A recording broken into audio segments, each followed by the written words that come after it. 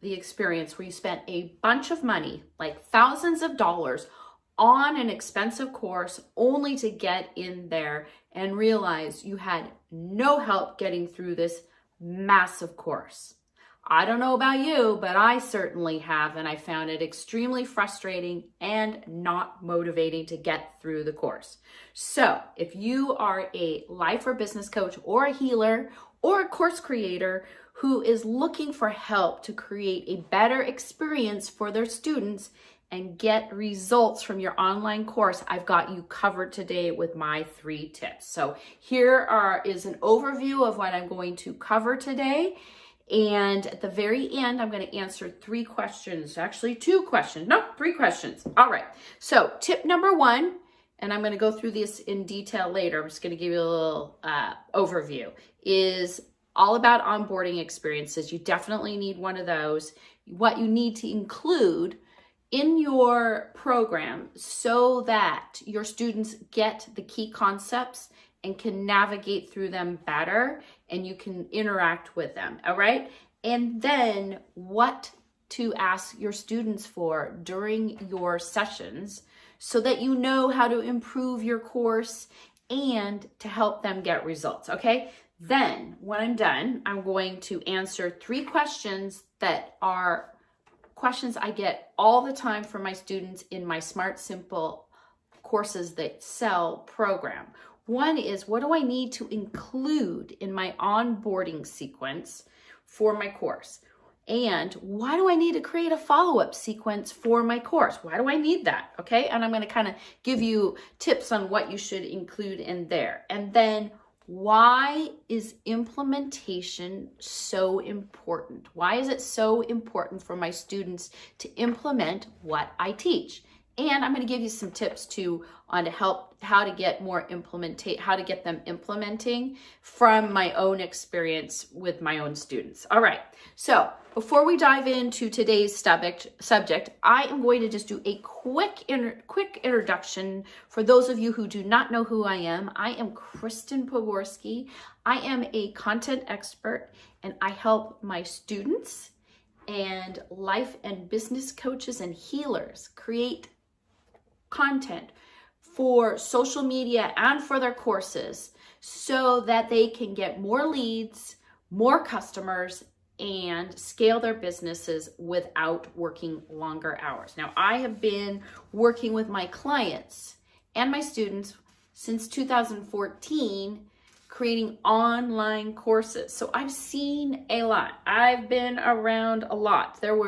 Back in the day, it was just a recorded call. It was so simple and password protected pages. And now, as you know, the course industry has grown and it's expected to grow by $38 billion over the next couple years. So it is really exploding, and there are so many new tools and platforms for course creators. It is so much easier to create a course that sells really fast. But what's really important is not just selling your course, but it's getting your students through it and getting them results, wow results, okay? So that's what we're gonna really talk about today in this video. So if you, the first one is you want to create a awesome onboarding experience, okay? I've learned this from my students, and this is the easiest way for them to get off to a quick start. So I usually do a welcome video, and then I give them a roadmap. I give them a roadmap of what steps to go through and where to find the content, right? Super easy to create that for them. All right, I give them key dates. I tell them what to expect and when. And the reason why I give them key dates is that I teach workshops all the time, and they go to those workshops, and that's where they learn their key concepts, okay? And then I use that roadmap as my path for their emails that they get every single week. So I try to guide them through that roadmap and keep them on course and encourage them, right? That is so important, to give them the roadmap so they know where to do and where to go. And then they have that follow-up sequence that goes along with it, okay? So number 2, what should you include in your course to help them get results and have a wow experience.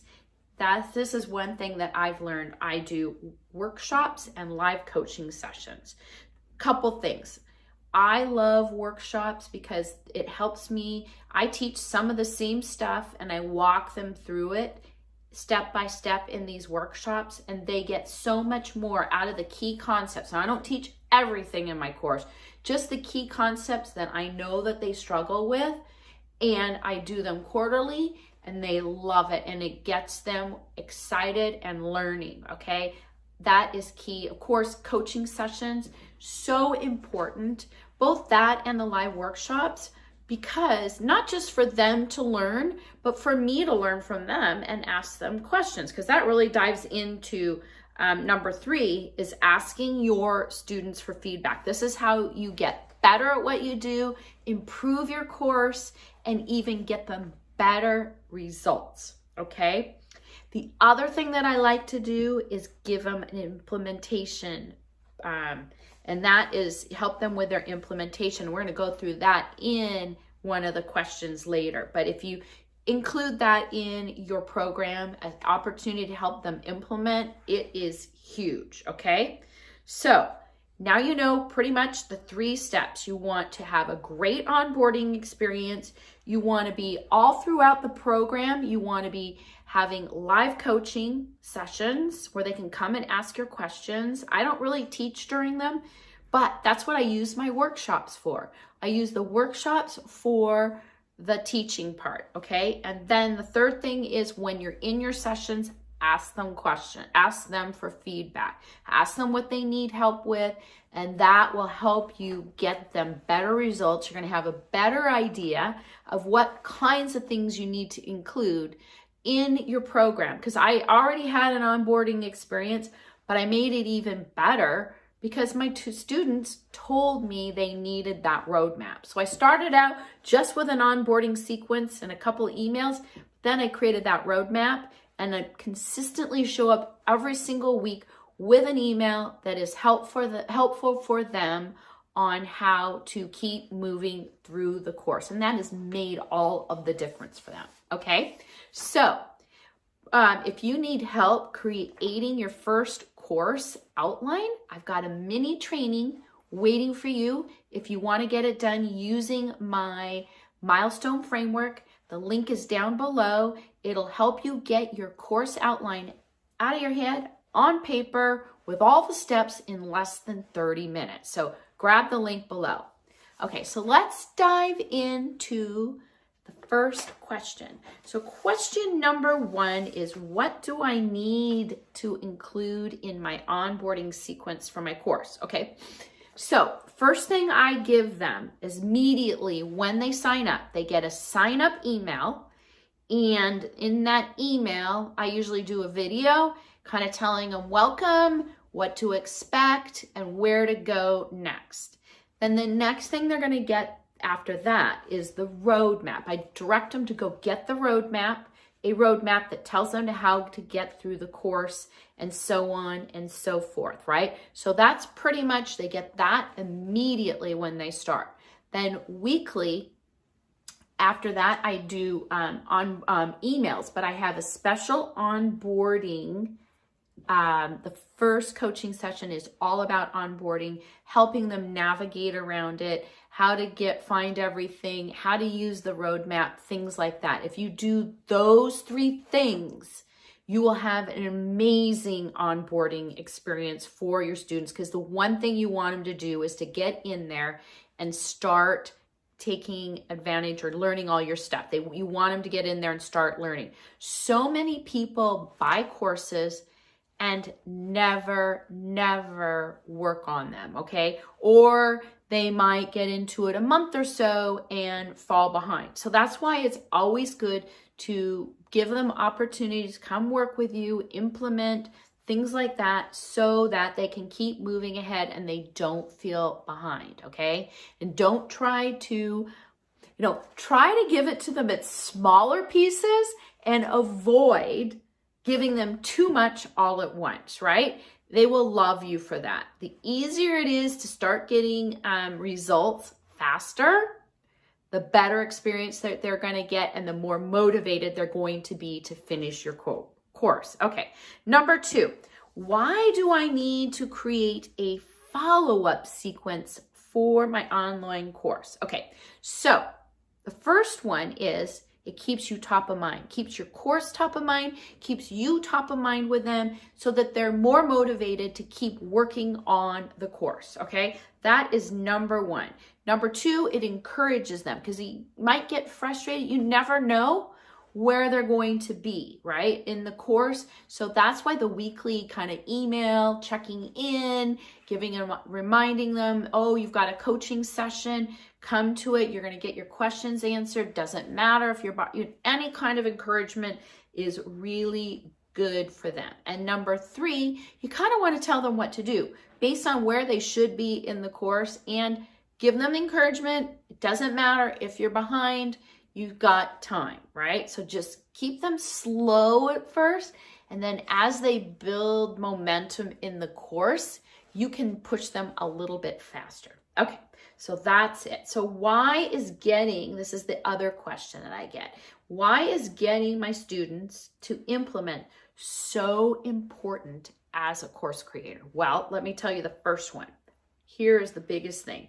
It's the key to getting results. You can't get results if you just consume the course. So many people buy courses, consume them, maybe not all the way, just a little bit, and then go on to the next thing because they get all excited at the beginning and then they kind of it loses its luster after a while, right? Those are people that are quick starts. They're not finishers, they're quick starts. I'm married to one of those. He loves to start stuff. He doesn't like to finish it. A lot of people are like that. So if you give them an opportunity or hold a space for them where they can come and work in an accountability group and implement, key to getting results, okay? It is so important. Plus, you want feedback. You want your students to get results. You want testimonials, case studies, because this is how you're going to sell more courses if you're getting results. And it's also good because you're getting gratified because you know that your stuff works, right? So that's what implementation is so important.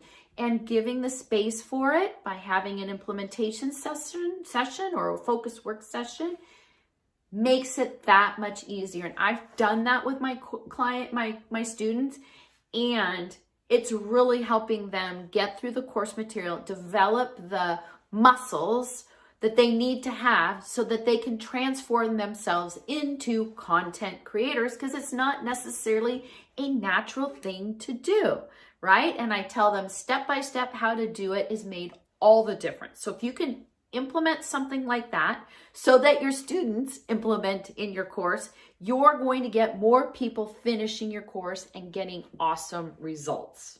Okay, so that's why it's so important, okay? I want to just finish this up and ask you if you are struggling with your course outline, or you got one in your head and you want to get it out fast, it's your first course, your 50th course, I don't know what. I have this awesome milestone framework that I teach, and I'm giving it away for free. It's how to create your course outline in 30 minutes or less. The link is right below in the notes. Go grab it and get your course out of your head and onto paper. It'll make all the rest of it so much easier. So I hope you've enjoyed today's video, and I will see you back soon.